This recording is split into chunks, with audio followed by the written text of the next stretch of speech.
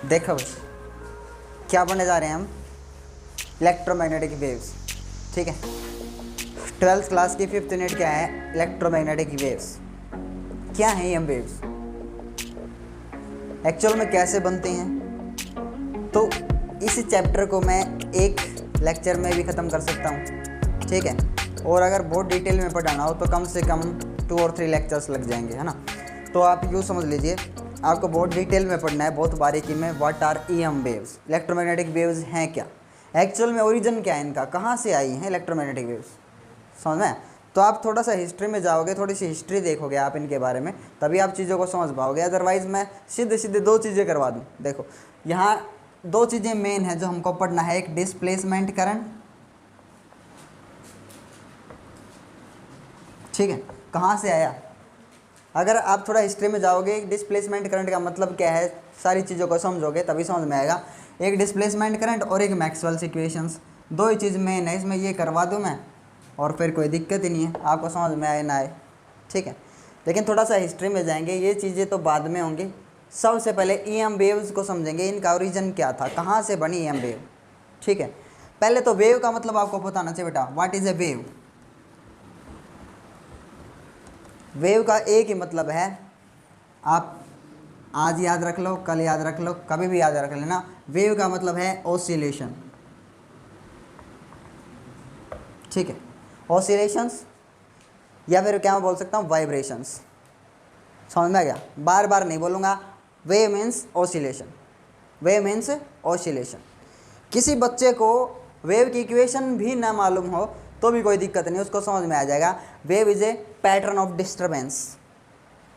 Disturbance किसके, किसी भी चीज़ के हो सकता है, एनर्जी के डिस्टर्बेंसेस जो एक जगह से दूसरी जगह जाते हैं, एनर्जी कैरी करती है वेव। वेव का मतलब ही क्या है, वाइब्रेशंस में या डिस्टर्बेंसेस में क्या कैरी करना, एनर्जी कैरी करना, वेव का एक ही मतलब है। आगे समझ में।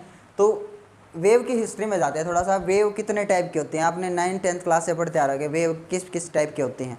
ठीक है, आपने पढ़ा होगा। अगर मैं मुंह से मैं बोल रहा हूँ, I am speaking and the sound is reaching to your ears and you are listening them. ठीक है, अगर आप उसको सुन रहे हो तो कैसे सुन पा रहे हो, मैं मुंह से बोल रहा हूँ, मेरे मुंह में जस्ट यहाँ वोकल कॉर्ड थ्रोट में वाइब्रेट कर रहा है, डिस्टर्बेंस, और वो आपके ईयर्स तक पहुँच रहा है, आपको सुनाई दे रहा है।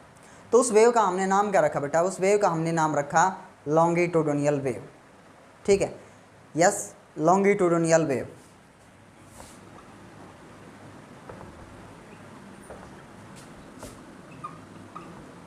इस चैप्टर की फील लेनी है ना, चैप्टर को फील करना है, मतलब वेव का मतलब ही क्या है। ठीक है, दूसरा क्या है, ट्रांसवर्स वेव। ठीक है, पढ़ रखी है नहीं पढ़ रखी है बता देना, पढ़ रखी है। लॉन्गिट्यूडिनल वेव कौन सी होती हैं, साउंड वेव्स। मैं बोल रहा हूँ, मेरे मुंह से आगे जो पार्टिकल्स हैं वो वाइब्रेट करेंगे एक दूसरे से, टकरा टकरा के आगे पीछे, मेन पोजीशन के आगे पीछे, उसी डायरेक्शन में, जिस डायरेक्शन में वेव ट्रैवल कर रही है, उसी डायरेक्शन में मीडियम के पार्टिकल्स वाइब्रेट कर रहे हैं और आप तक वो वेव पहुँच रही है। इस टाइप की वेव का नाम हमने क्या रखा है, लॉन्गिट्यूडिनल वेव। मतलब जिस डायरेक्शन में वेव जा रही है ना, उसी डायरेक्शन में मीडियम के पार्टिकल आगे पीछे वाइब्रेट करें मेन पोजीशन के, उसको हमने क्या बोला है, लॉन्गिट्यूडिनल वेव। समझ में आ गया ना। अब यूँ मत करना मैं सारा सब कुछ करवा दूँ, वो मत करना तुम, है ना, रामायण वाली, थक गया मैं बता बता के। ट्रांसवर्स वेव क्या होती है, ट्रांसवर्स वेव, जिस डायरेक्शन में वेव मूव कर रही है, कोई दिक्कत नहीं, जिस डायरेक्शन में वेव मूव कर रही है उस डायरेक्शन में मीडियम के पार्टिकल्स वाइब्रेट करें up and down, eight which angle, right angle. किस एंगल पे, 90 डिग्री पे वाइब्रेशंस, मीडियम के पार्टिकल्स वाइब्रेट करें। आगे समझ, बार बार मैं बोल रहा हूँ मीडियम के पार्टिकल्स, इसमें भी मीडियम का पार्टिकल है, इसमें मीडियम के पार्टिकल्स है ना। इसमें मीडियम के पार्टिकल्स कैसे वाइब्रेट कर रहे हैं, आगे पीछे, इसमें ऊपर नीचे। आगे समझ में। तो ये जो वेव हैं ये बेटा मटेरियल वेव के नाम से जानी जाती हैं, क्योंकि यहाँ पे मीडियम की रिक्वायरमेंट होती है। अगर मेरे आपके बीच में एयर ना हो तो क्या आप मनुष्य को सुन सकते हो, क्या मेरे को सुन पाओगे, नहीं सुन पाओगे। क्या अपने बीच में मीडियम, और उस मीडियम के पार्टिकल्स वाइब्रेट करते हैं, ऑसिलेट करते हैं और आपके पास एनर्जी पहुंचती है। यहाँ का पार्टिकल उठ के आपके कान में नहीं जाता, कभी आप सोच रहे हो मैं बोल रहा हूँ यहाँ का जस्ट मेरे मुंह के आगे वाला पार्टिकल उठ करके और आपके कान में जाए और एनर्जी दे के आए, ऐसा नहीं होता। सिर्फ क्या ट्रांसफ़र होती है वाइब्रेशंस में एनर्जी, पार्टिकल्स नहीं चलते हैं मीडियम के। समझ गए वेव का मतलब क्या है? ठीक है, तो हमने इलेक्ट्रोमैग्नेटिक वेव्स को देखा। आज के दिन इलेक्ट्रोमैग्नेटिक वेव्स का जो एग्जिस्टेंस है वो एक्सेप्ट कर चुके हैं हम कि हम वेव्स होती हैं। लेकिन उस टाइम की बात है कि जब कोई मानने को तैयार नहीं था कि हम वेव नाम की कोई वेव है। ध्यान से सुनिए, क्योंकि जो हमारे तरफ जो चारों तरफ जो वेव थी ना, बहुत सारी वेव्स होती है अपने चारों तरफ। जैसे सन से हीट आ रही है, हीट वेव्स हमने नाम दे दिया। आग जला रखी है उससे आने वाली वेव हीट वेव, ठीक है। रेडिएशन आ रही है सन से, और अगर किसी एक्सपेरिमेंट में आप देख रहे हो एक्स रेज, गामा रेज, सन से आने वाली रेज, यूवी रेज, समझ में रहा है? तो ऐसे बहुत सारी वेव्स होती थी और उनको लोग क्या मानते थे? डिफरेंट डिफरेंट टाइप्स की वेव है। आज हमें पता है कि जितनी वेव्स अपने चारों तरफ है ना, वो सभी क्या हैं? EM waves. समझ में आया? जिससे अपना कम्युनिकेशन एस्टैब्लिश होता है दो लोगों का आपस में, ठीक है। नाम तो सुन रखा है रेडियो वेव्स, ठीक है। मोबाइल पे जो बात करते हैं हम, है वो ईएम वेव्स ही, लेकिन उनका नाम क्या है? रेडियो वेव्स, इलेक्ट्रोमैग्नेटिक वेव्स ही हैं। आपको इंटरेस्ट क्रिएट हो इसलिए मैं ये बता रहा हूँ सारी चीज़ें डिटेल में। तो लोग क्या मानते थे? सारी वेव्स डिफरेंट हैं, अलग अलग हैं, ठीक है। और लोग क्या मानते थे कि वेव ट्रैवल करने के लिए किसकी रिक्वायरमेंट होती है? मीडियम की। समझ में? लेकिन हमने सन को देखा, सन से यूवी रेज आ रही हैं, सन से हीट वेव्स आ रही हैं। जब लाइट को हमने देखा ना, लाइट क्या है बेटा? लाइट के पास पार्टिकल नेचर भी है और वेव नेचर भी है। तो लाइट क्या है? एक पार्टिकल भी है और एक वेव भी है। समझ में आ गया? तो लाइट सन से अर्थ तक आ रही है, क्या बीच में कोई मीडियम है? बीच में तो सिर्फ वैक्यूम है, लेकिन फिर भी लाइट आ रही है। तो हमने ऐसा माना कि जो सन से अर्थ तक जो वेव आ रही हैं, लाइट वेव या हीट वेव्स, जो हीट पहुंच रही है, दे आर इलेक्ट्रोमैग्नेटिक वेव्स। और सच में यही है, जो सन से जो लाइट आ रही है वो इलेक्ट्रोमैग्नेटिक वेव है। और electromagnetic wave do not require any material medium to travel. Electromagnetic wave को चलने के लिए किसी प्रकार के मीडियम की ज़रूरत नहीं होती, ठीक है। तो इसमें तो आप बता रहे थे सर, इसमें तो पार्टिकल्स वाइब्रेट करते हैं आगे पीछे, ऊपर नीचे। आप अभी भी बोल रहे थे, आप कह रहे हो इलेक्ट्रोमैग्नेटिक वेव्स को ट्रैवल करने के लिए मीडियम की ज़रूरत नहीं होती। तो इसमें कौन सी चीज़ वाइब्रेट कर रही है, कौन सी चीज़ ऑसिलेट कर रही है? ये तो मटेरियल वेव है ना, तो इसमें मीडियम का जो इंक्लूडेंस है, मीडियम इंक्लूड है यहाँ पे तो, ठीक है। यहाँ जो ईएम वेव हैं उनमें क्या चीज़ ऐसी है जो ऑसिलेट कर रही है? Wave means oscillation. क्या चीज़ है जो ऑसिलेट कर रही है, वाइब्रेट कर रही है? तो हमने ये पाया, क्या पाया? कि ईएम वेव्स में, ईएम वेव्स इलेक्ट्रिक और मैग्नेटिक फील्ड जो अपने लिए इनविजिबल हैं, हम देख नहीं सकते इनको, इनके ऑसिलेशंस हो रहे हैं। कौन वाइब्रेट कर रहा है? Electric and magnetic field. समझ में आ गया? अब क्वेश्चन ये राइज होता है कि इलेक्ट्रिक फील्ड किससे बनता है? इलेक्ट्रिक फील्ड किससे बनता है बेटा? चार्ज से। मैग्नेटिक फील्ड किससे बनता है? मैग्नेट से या करंट से। इतना ही तो नॉलेज है अपने पास। मैग्नेट से बनेगा या करंट से बनेगा। लेकिन करंट फिर कौन फ्लो करवा रहा है सन पे?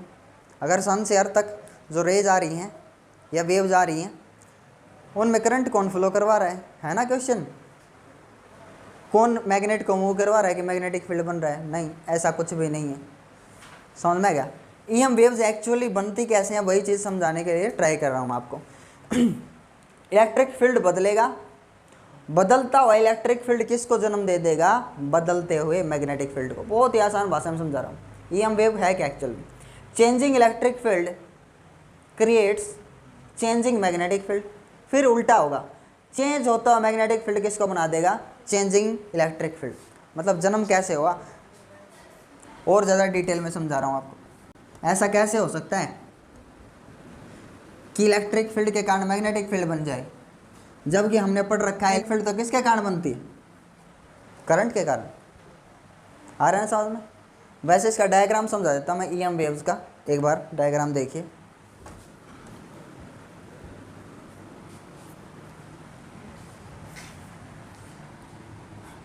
चेंज हो रहा है इलेक्ट्रिक फील्ड, ठीक है। कौन चेंज कर रहा है देखेंगे। इलेक्ट्रिक फील्ड इज चेंजिंग, ठीक है। ये बना आपका ई, दिख रहा है। चेंज होता हुआ इलेक्ट्रिक फील्ड परपेंडिकुलर अपने साथ में चेंज होता हुआ मैग्नेटिक फील्ड बनाएगा। चेंज होता हुआ ई चेंज होते हुए बी को बनाता है, ठीक है। ये बना बी, आ रहा है बेटा समझ में। ये चेंज होता हुआ बी अब चेंज होते हुए ई को बना देगा। कहाँ बनाएगा? ऊपर नीचे, नीचे यहाँ।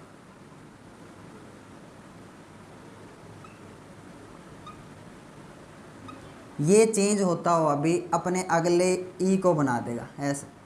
ये इलेक्ट्रिक फील्ड वेरिएबल है, थोड़ा सा अगर बड़े इसमें दिखाऊं मैं, ये रहा ई, ठीक है। ये जो इलेक्ट्रिक फील्ड है इसने इलेक्ट्रिक फील्ड को नहीं बनाया, चेंज होते इलेक्ट्रिक फील्ड ने मैग्नेटिक फील्ड को बनाया। इस मैग्नेटिक फील्ड ने अगले इलेक्ट्रिक फील्ड को बनाया, और ये इलेक्ट्रिक फील्ड अगले किसको बनाएगा? मैग्नेटिक फील्ड को।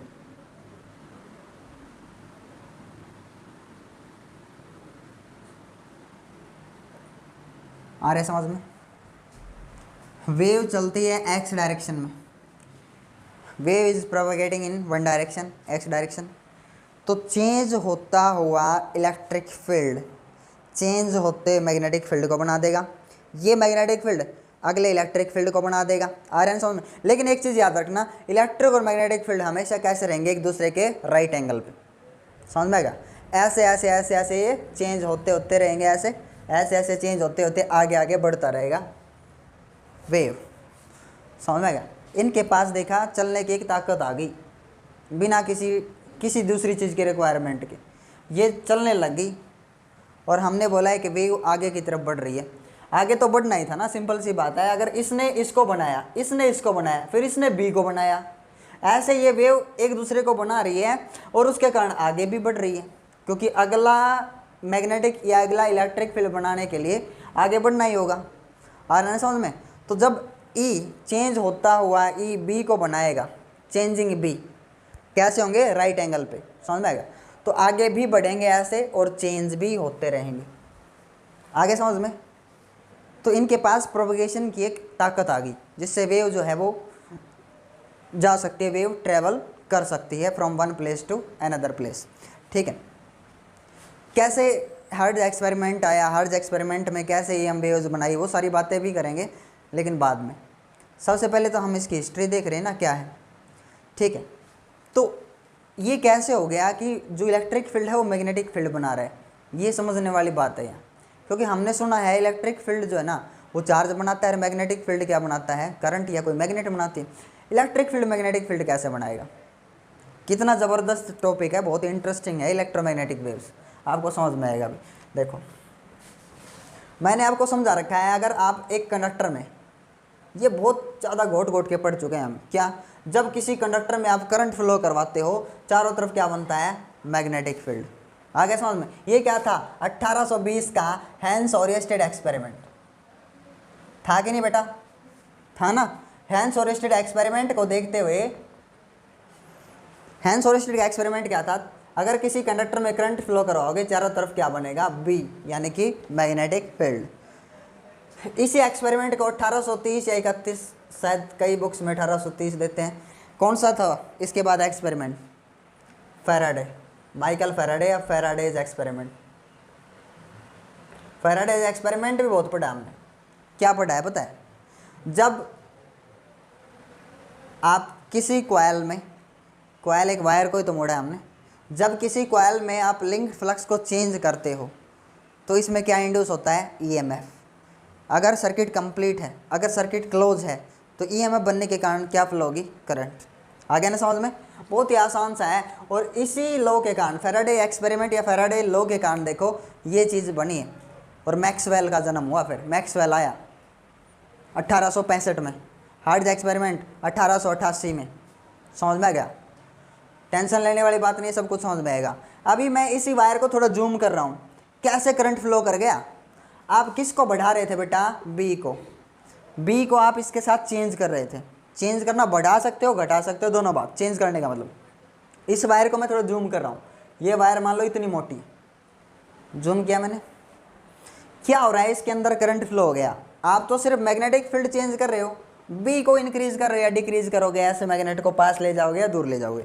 लेंस लो क्या कहता है, ये अपोज करेगी कोयल, मेरे साथ फ्लक्स लिंक ना हो, और अपोजिशन के कारण ये नॉर्थ इधर जा रहा है, ये उल्टा नॉर्थ बनाएगी।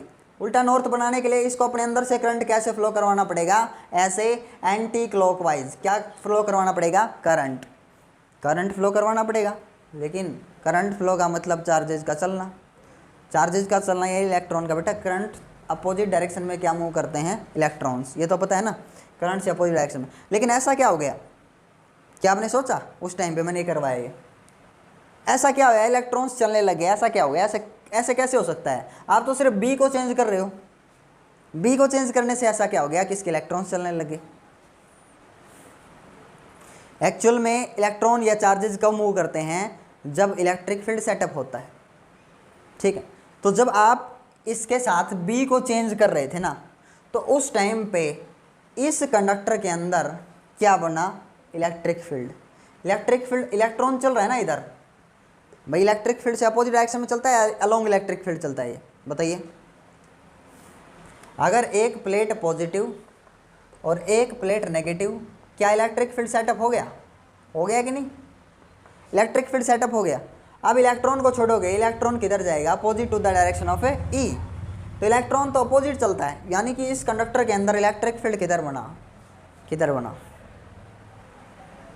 Opposite to the direction of E. अरे इलेक्ट्रॉन की डायरेक्शन के अपोजिट, यहाँ ऐसे, यहाँ घूम करके ऐसे जाएगा ऐसे, तो यहाँ कैसे बना, ये अपोजिट, ये ई है इसके अंदर इस डायरेक्शन में, यहाँ ऐसा, यहाँ ऐसा, यहाँ ऐसा, इलेक्ट्रिक फील्ड के डायरेक्शन इस कंडक्टर में, और ये अपोजिट चलेगा, इलेक्ट्रिक फील्ड के डायरेक्शन के किधर चलेगा, ये अपोजिट। आ रहा है ना समझ में। तो जब आप बी को चेंज कर रहे थे ना बेटा, बी को चेंज कर रहे थे, तब क्या बन रहा था, क्या इंड्यूस हुआ इसके अंदर, इलेक्ट्रिक फील्ड। ये चीज़ मैंने आपको बताई नहीं, अभी बता रहा हूँ मैं। सीधे सीधे हम क्या पढ़ते थे, जब आप फ्लक्स को चेंज करते हो d∅dt, तो क्या इंड्यूस होता है, EMF। क्या इस लॉ को थोड़ा सा गहराई में समझें, E मतलब EMF वोल्टेज, E का फॉर्मूला याद है कोई ऐसा, V का फॉर्मूला,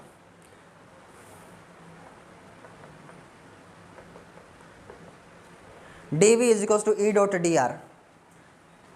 अरे वोल्टेज है ये, वोल्टेज, ये भी तो वोल्टेज है, EMF। इसी इक्वेशन को मैं कैसे लिख सकता हूँ बेटा, इसी इक्वेशन को मैं ऐसे लिख सकता हूँ, E dot dr dl integral, भाई टोटल निकालना चाहो आप, टोटल V या E, क्या करोगे, इंटीग्रेट करोगे इंटू dr, समझ में आएगा। E into dr is equals to minus d∅dt, d∅dt। किसको चेंज किया आपने, B को चेंज किया, इसके साथ मैग्नेट थी, B को चेंज कर रहे थे आप, B को चेंज कर रहे थे, changing B induce electric field.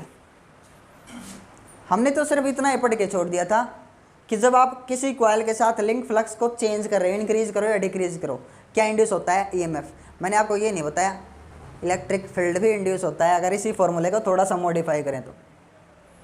ये बात फैराडे ने ही बताई थी, कभी आप सोचो मैक्सवेल ने बताई थी, नहीं, मैक्सवेल आएगा और बहुत सारी चीज़ों की अल्टा पल्टी करेगा, समझ में आएगा, बहुत सारी चीज़ों को गलत सिद्ध करेगा, फिर उनको मॉडिफाई करेगा फॉर्मूलों को, और कैसे देखो मतलब इलेक्ट्रिसिटी और मैग्नेटिज्म का पूरा ज्ञान जो है ना, वो 4 इक्वेशन में समेट दिया मैक्सवेल ने, सिर्फ 4 इक्वेशंस, वही पढ़नी है, EM वेव में वही खास बात है, समझ में आ गया बेटा, 4 जो इक्वेशंस हैं, ठीक है। ये फैराडे ने क्या कहा,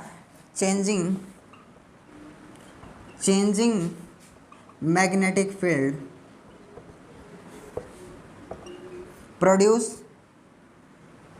प्रोड्यूस या इंड्यूस इलेक्ट्रिक फील्ड।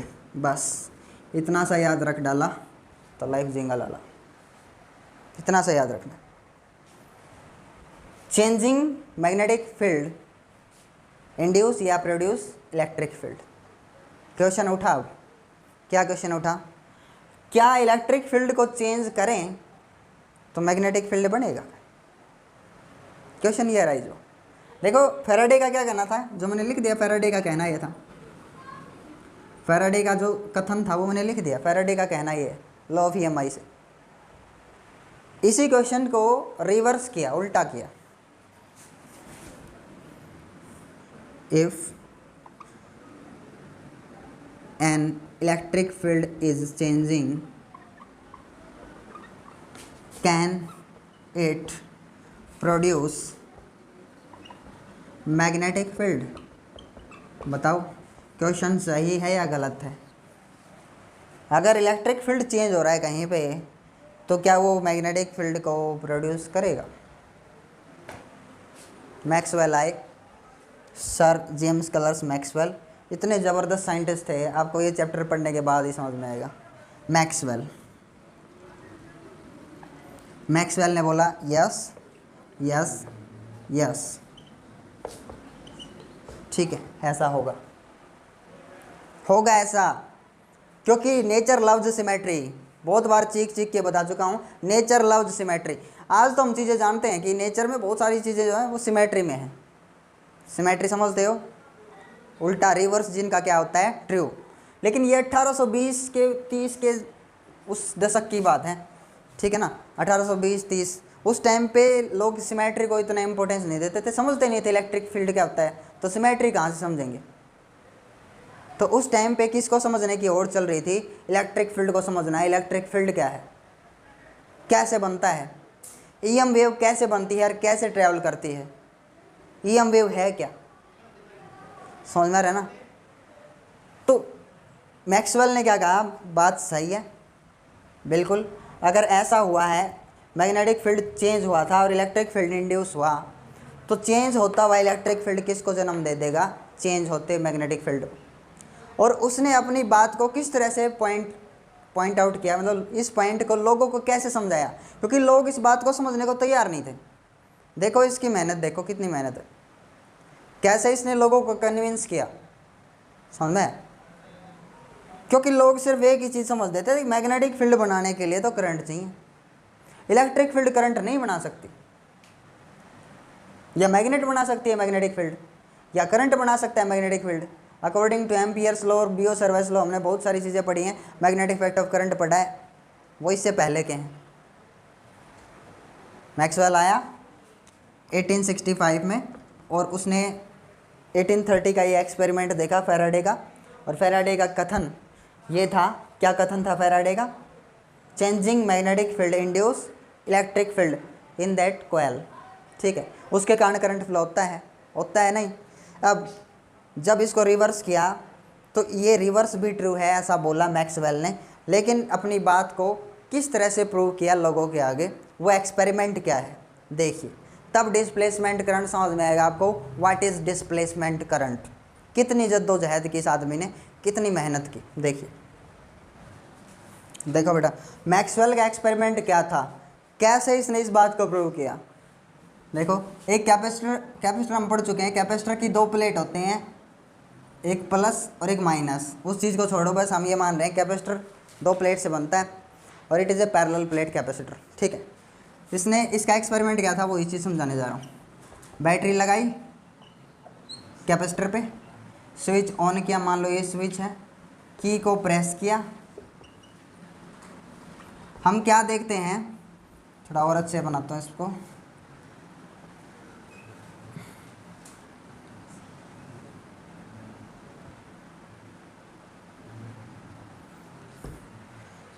क्या देखते हैं, इसमें चार्ज बढ़ा, क्योंकि एकदम से चार्ज फुल नहीं होगा, मतलब एकदम से पूरा कैपेसिटर चार्ज नहीं होता है, समझ में आया। एसी सप्लाई दे रखी है तो बात ये अलग है, ये डीसी सप्लाई दे दी, मान ले आपने डीसी सप्लाई दी है, डीसी सप्लाई देने पे चार्ज बढ़ा इसके अंदर, डी क्यू।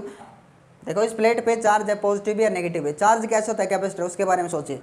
इस प्लेट पे जितना पॉजिटिव चार्ज था वो इस बैटरी ने खींच करके यहाँ डाल दिया पॉजिटिव, और जो जितना नेगेटिव चार्ज था इसका इस प्लेट पे डाल दिया, समझ में रहे।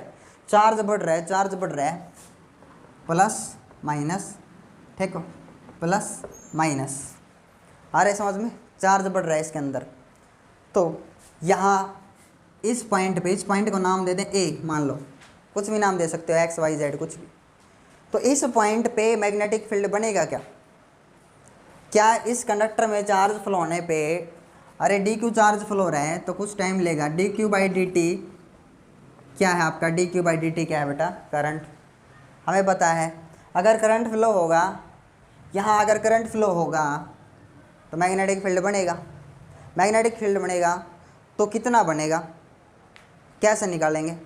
देखो आप, ऐसे करंट फ्लो कर रहा है, इसके चारों तरफ बनने वाला मैग्नेटिक फील्ड ऐसा लूप ड्रॉ करते हैं यहाँ पे, एम्पीरियन लूप, और एम्पियर्स लॉ से कितना आता है मैग्नेटिक फील्ड?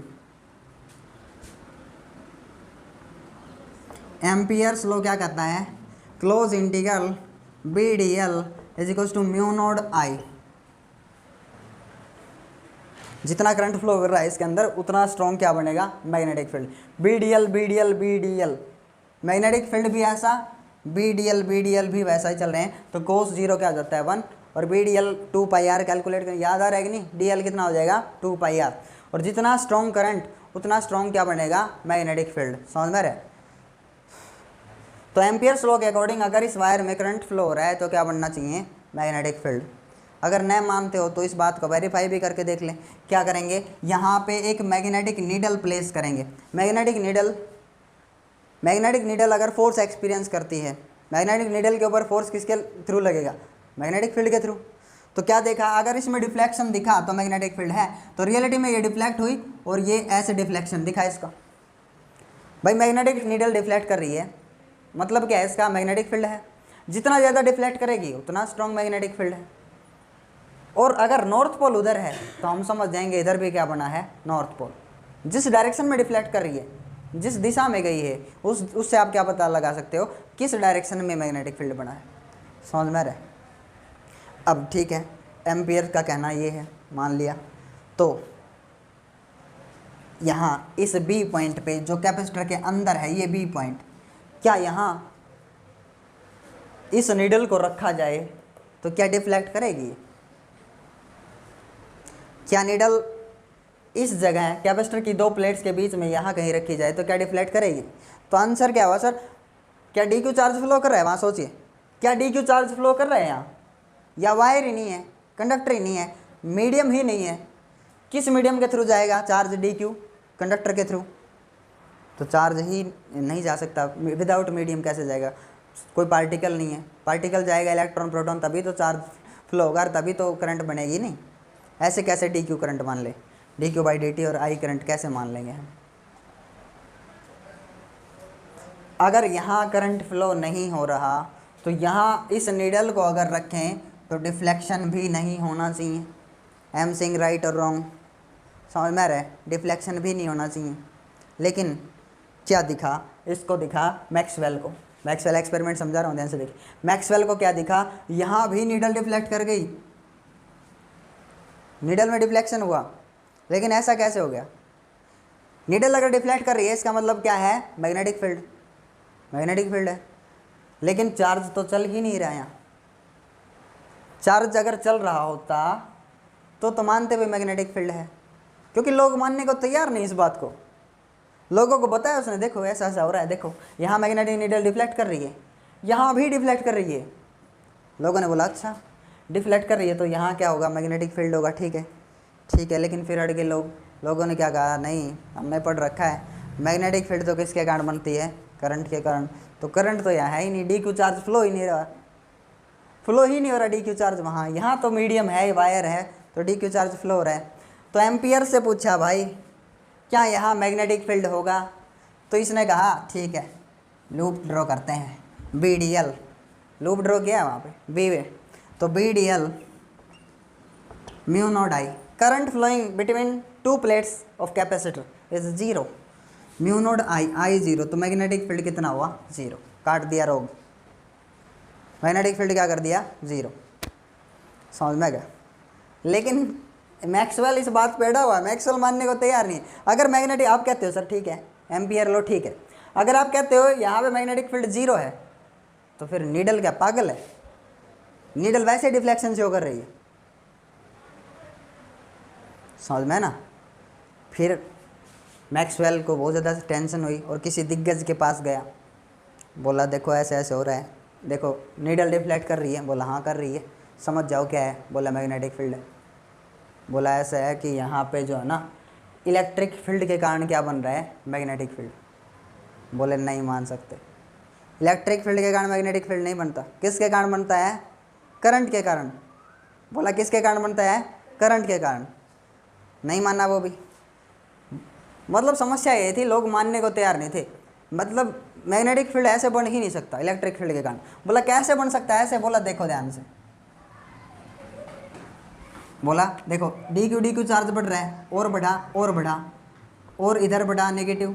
शुरू में था 1, फिर इलेक्ट्रिक फील्ड। देखो आप ये तो मान सकते हो कैपेसिटर की दो प्लेट्स के बीच में क्या सेटअप हो रहा है, इलेक्ट्रिक फील्ड। ये तो मान ही सकते हो, और कुछ मत मानो, इतना तो मानोगे। तो शुरू में डी क्यू चार्ज गया, तब 1 electric field, 2 electric field, 3 electric field. ऐसे इलेक्ट्रिक फील्ड क्या हो रहा है, चेंज हो रहा है। क्या हो रहा है, चेंज। और चेंज होता हुआ इलेक्ट्रिक फील्ड किसको बना रहा है, मैग्नेटिक फील्ड को। लोग मानने को तैयार नहीं, करंट बनाता है, करंट बनाता है। तो बोला ठीक है, लोगों की भाषा में ही समझाना पड़ेगा, ठीक है ना। और इस तरह से मैक्सवेल को आइडिया आया डिस्प्लेसमेंट करंट का। बोले अपन इस भाषा में तो नहीं समझने वाले लोग। बोले ठीक है, आइडिया एक डेवलप करता हूँ, ऐसे तो नहीं मानोगे तुम, डिस्प्लेसमेंट करंट लेके आता हूँ, ठीक है ना। और इस तरह से डिस्प्लेसमेंट करंट लेके आया मैक्सवेल। अभी देखो डिस्प्लेसमेंट करंट क्या होता है, idea of displacement current. Displacement current का आइडिया भी किसने दिया, लोगों ने। मानने वाले थे नहीं, चलो करंट की भाषा में बोलता हूँ। तो बोला ठीक है, यहाँ जो करंट फ्लो कर रही है ना, दैट इज कंडक्शन करंट, समझ में। और यहाँ एक करंट और फ्लो कर रही है, एक करंट और फ्लो कर रही है कैपेसिटर की दो प्लेट्स के बीच में। आप यूँ नहीं कह सकते करंट नहीं है, इन दो प्लेट्स के बीच में एक करंट और फ्लो कर रही है। और उस करंट का क्या नाम रखा, डिस्प्लेसमेंट करंट। इसी करंट का एक डिस्प्लेसमेंट है जो यहाँ काम कर रहा है, दैट इज डिस्प्लेसमेंट करंट। तो यहाँ जो करंट होगी दैट इज आई डी। आ रहा है ना समझ में। यहाँ पे कौन काम करेगा, वायर जब होगी तो वायर में कौन काम करेगा, कंडक्शन करंट आई सी। और जहाँ वायर नहीं होगी वहाँ इस करंट का एक और जो है, एक और भाई, जो समझ लीजिए डिस्प्लेसमेंट भाई इसका, वो यहाँ पे काम करेगा। समझ में आ गया। तो यहाँ पे डिस्प्लेसमेंट करंट है, जहाँ पे आई सी 0 होगा वहाँ पे आई डी होगा ही होगा भाई। देखो करंट का मैं फिर से बताता हूँ आपको, करंट नेट करंट कितना है, किसके इक्वल बोला है इसने, आई सी प्लस में आई डी। ये बोला इसने नेट करंट क्या होगा, आई सी प्लस आई डी। जहाँ पे ये नेट करंट इसमें फ्लो कर रहा है, जहाँ पे आई सी 0 कंडक्शन करंट 0 वहाँ आई डी फुल, और जहाँ पे आई डी 0 वहाँ कंडक्शन करंट काम करेगा। समझ में क्या ना। तो इस तरह से क्या नाम पड़ा इसका, कंडक्शन सॉरी क्या नाम पड़ा इसका, डिस्प्लेसमेंट करंट। क्या नाम पड़ा, डिस्प्लेसमेंट करंट। तो लोग वैसे तो समझ नहीं रहे थे डिस्प्लेसमेंट करंट, अब इसको इस तरह से समझा सकता है। वो एक ही बात है, चेंज होता हुआ इलेक्ट्रिक फील्ड क्या बना देगा, डिस्प्लेसमेंट करंट। और डिस्प्लेसमेंट करंट क्या बना देगा, मैग्नेटिक फील्ड। अब तो समझ में आएगा ना लोगों को। लोग सिर्फ इस बात पर अड़े हुए थे, क्या करंट बनाता है मैग्नेटिक फील्ड। तो एम्पियर्स लॉ को इसने कैसे मॉडिफाई किया, ध्यान से देखिए। एम्पियर्स लॉ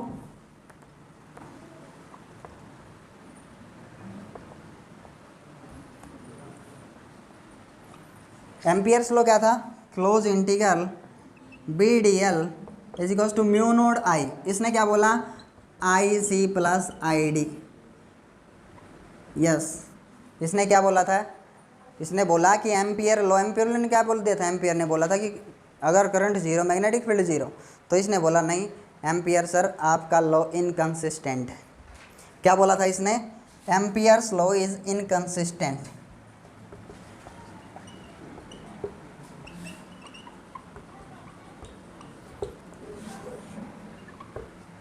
इनकंसिस्टेंट, ठीक है, अधूरा, अभी हुआ पूरा।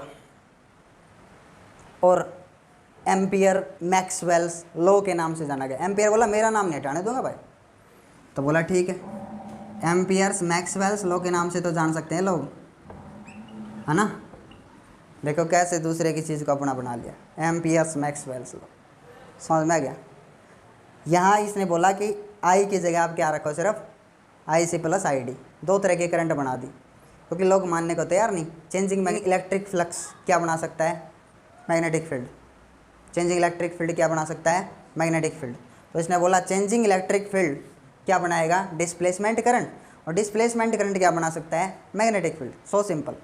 अब ये आई डी होगा कितना, आई डी बेटा होगा कितना, डिस्प्लेसमेंट करंट, तो उसको भी क्वांटिफाई किया, फॉर्मूला दिया मैक्सवेल ने कि डिस्प्लेसमेंट करंट होगा epsilon naught D phi E by D T. याद रख लेना, इसको प्रूव भी करूँगा मैं कैसे ये निकाला है, क्वांटिफाई कैसे किया, फॉर्मूला कैसे बनाया डिस्प्लेसमेंट करंट का, क्योंकि बहुत दिनों तक इसने डेरिवेशन किया है इस चीज़ के ऊपर। क्या कोई डेरिवेशन हो सकता है इसके लिए, आई डी जो है ना डिस्प्लेसमेंट करंट जो है D Q by D T होगा क्या, नहीं हो सकता, क्योंकि डी क्यू तो यहाँ फ्लो ही नहीं हो रहा है भाई, करंट है। डिस्प्लेसमेंट करंट, करंट का कंडक्शन करंट का फॉर्मूला क्या होता है, कंडक्शन करंट का फॉर्मूला क्या होता है, D Q by D T. समझ गए, कंडक्शन करंट के लिए फॉर्मूला है। अभी तक आपने पढ़ा था करंट का formula D Q by D T, ये होता है लेकिन सिर्फ किस टाइम पे होता है, जब कंडक्शन करंट फ्लो हो रही हो। एक्चुअल में D Q by D T is not current, और डिस्प्लेसमेंट करंट तो बिल्कुल नहीं।